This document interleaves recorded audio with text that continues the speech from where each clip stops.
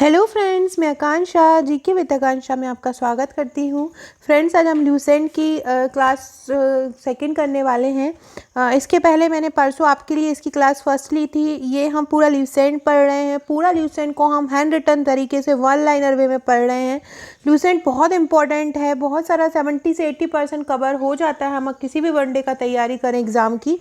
लेकिन बहुत क्लिष्ट भाषा और बहुत ज़्यादा डेंसिटी बहुत ज़्यादा होने से उसके अक्षर जो होते हैं बहुत छोटे होते हैं, तो हमको पढ़ने में कभी कभी बर्डन लगता है। उस बर्डन को कम करने के लिए मैं आपको ये हैंड रिटन वे में लेके आई हूँ, ताकि आपको पढ़ने में बहुत आसानी हो। और आप केवल मेरी ऑडियो भी सुनेंगे तो भी आपको याद हो जाएगा। साथ में आप इसके मुझे नोट्स भी बना सकते हैं और नोट्स से भी आप पढ़ सकते हैं। और अगर आप इसके नोट्स लेना चाहते हैं तो आप मुझसे परचेज़ भी कर सकते हैं। तो चलिए स्टार्ट करते हैं।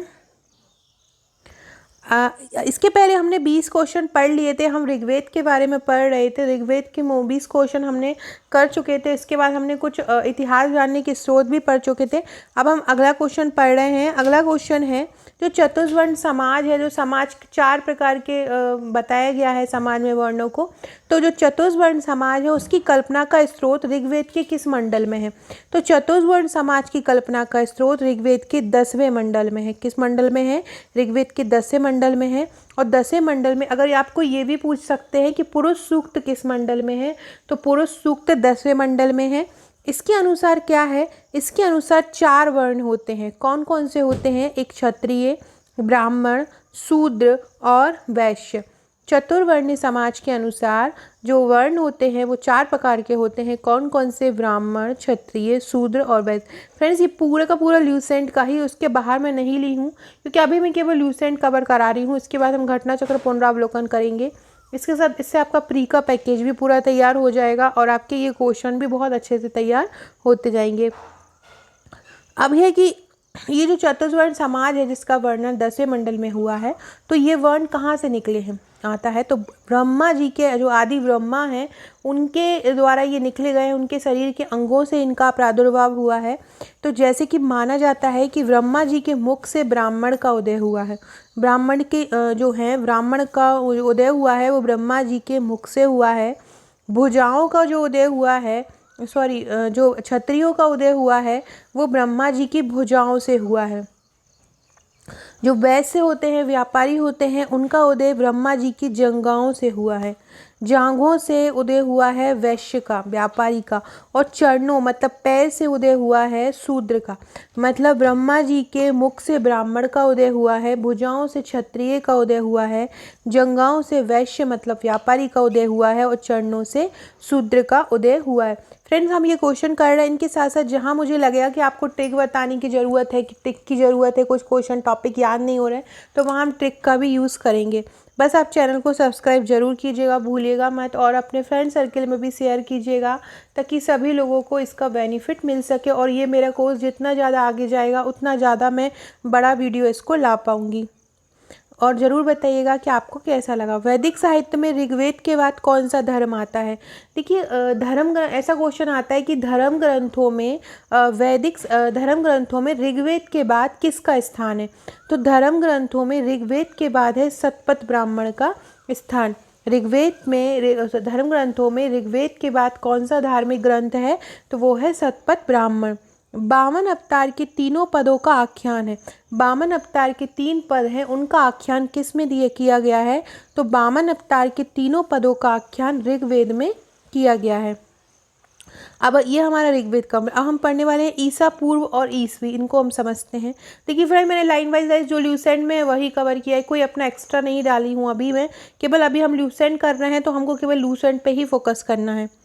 तो वर्तमान में कौन सा कैलेंडर प्रचलित है? तो वर्तमान में ग्रेगोरियन कैलेंडर प्रचलित है। कौन सा कैलेंडर प्रचलित है? ग्रेगोरियन कैलेंडर प्रचलित है। फ्रेंड्स, ये मेरा नंबर है, ये व्हाट्सअप नंबर है। आप मुझे इस पर व्हाट्सअप कर सकते हैं अगर आपको ल्यूसेंट के हैंड रिटन नोट्स लेना है। और अगर साथ में अगर आपको मेरे व्हाट्सअप ग्रुप से जुड़ना है डेली अपडेट के लिए, तो आप नीचे डिस्क्रिप्शन में चेक कर सकते हैं, वहाँ से आप जुड़ सकते हैं। टेलीग्राम लिंक भी आपको मिल जाएगी। यह कैलेंडर किसके जन्म वर्ष पर आधारित है? तो ईसा मसीह के जन्म वर्ष पर आधारित है। जो ग्रेगोरियन कैलेंडर है वो किसके जन्म पर आधारित है? ईसा मसीह के जन्म पर आधारित है। ईसा पूर्व किसे बोलते हैं? इसका मतलब होता है ईसा मसीह के जन्म के समय के पहले। एडी किस भाषा का शब्द है? एडी लैटिन भाषा का शब्द है। एडी किस भाषा का शब्द है? एडी लैटिन भाषा का शब्द है। एडी का मतलब क्या होता है? एडी का मतलब एनो डोमिनी होता है। एनो डोमिनी मतलब जिस समय ईसा मसीह थे उस समय की जो स्थिति होती है वो एडी कहलाती है। अब हम पढ़ने वाले हैं यजुर्वेद। 31 क्वेश्चन है हमारा, यजुर्वेद किसे कहते हैं? तो सस्वर पाठ के लिए नियमों का संकलन। हमको बहुत स्वर के साथ कोई मंत्र पढ़ना है, कोई नियम संकलन है, उसको हम यजुर्वेद कहते हैं। इसमें वली तथा मंत्र मतलब वली तथा मंत्र जो यूज़ होते हैं, वली तथा मंत्रों में जो हम पाठ करते हैं वो का संकलन यजुर्वेद में है। यजुर्वेद को पढ़ने वाला क्या कहलाता है? यजुर्वेद को पढ़ने वाला कहलाता है अर्धवर्यु। क्या कहलाता है? अर्धवर्यु यजुर्वेद को पढ़ने वाला कहलाता है। ऋग्वेद को पढ़ने वाला होर्त कहलाता था और यजुर्वेद को पढ़ने वाला अर्धवर्यु कहलाता है। नेक्स्ट है यज्ञों के नियमों और विधि विधानों का संकलन कहाँ मिलता है? तो यज्ञों के नियमों और विधि विधानों का संकलन मिलता है यजुर्वेद में। यजुर्वेद में क्या मिलता है? आपसे पूछें कि ऐसा कौन सा वेद है जिसमें यज्ञों के नियमों के बारे में और विधि विधानों का संकलन मिलता है, तो आप बोलेंगे वो यजुर्वेद है। नेक्स्ट है कौन सा ऐसा वेद है जो गद्य और पद्य दोनों में है? तो गद्य और पद्य दोनों में है यजुर्वेद। यजुर्वेद ऐसा वेद है जो गद्य और पद्य दोनों में है। अब हम पढ़ने वाले हैं सामवेद। अब हम पढ़ने वाले हैं क्या? सामवेद। सामवेद जो है वो संगीत के लिए सामवेद जाना जाता है। तो यज्ञों के अवसर पर गाए जाने वाले ऋचाओं का संकलन, यज्ञों के जो मंत्र रहते हैं वो यजुर्वेद, लेकिन जो गाए जाने वाली ऋचाएँ होती हैं उनका जो संकलन होता है वो सामवेद में होता है। तो यज्ञों के अवसर पर गाए जाने वाली ऋचाओं का संकलन काय में होता है? सामवेद में होता है। सामवेद को पढ़ने वाले को क्या कहा जाता है? सामवेद को पढ़ने वाले को उद्रार्थ कहा जाता है। उद्रार्थ कहा जाता है किसको? सामवेद को पढ़ने वाले को उद्रार्थ कहा जाता है। नेक्स्ट है भारतीय संगीत का जनक किसे बोलते हैं? भारतीय संगीत का जनक सामवेद को बोला जाता है।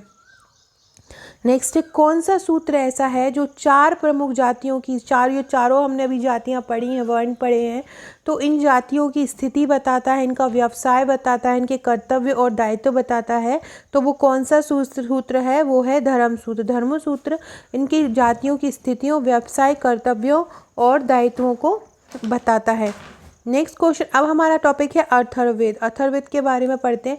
अथर्ववेद का अथर्ववेद नाम इसलिए पड़ा क्योंकि ये अथर्वा ऋषि द्वारा रचित है।